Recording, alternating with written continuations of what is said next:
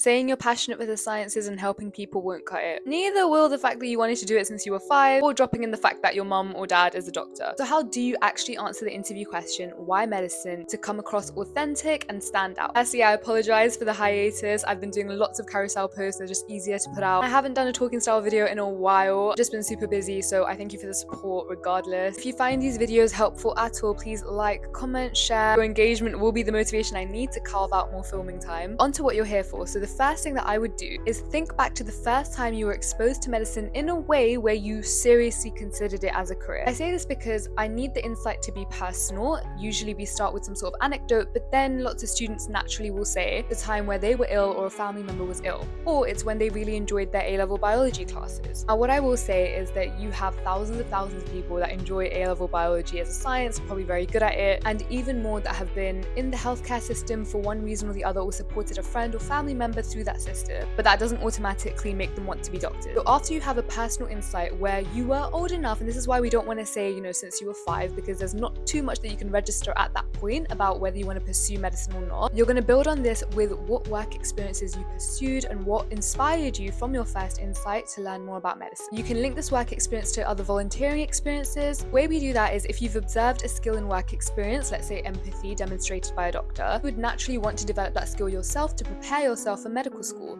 And that's where you link to the volunteering or the extracurriculars, supercurricular activities you've done to start developing that skill. And end with the sort of impact you'd like to make. You're not expected to know what you want to specialize in or show off any clinical knowledge. It needs to be a super personal takeaway that somewhat links to your original anecdote you provided in the beginning on the kind of impact you want to have as a doctor, and why, despite the hardships, which you need to acknowledge as well, this is still something you would want to pursue. Follow for more interview help videos.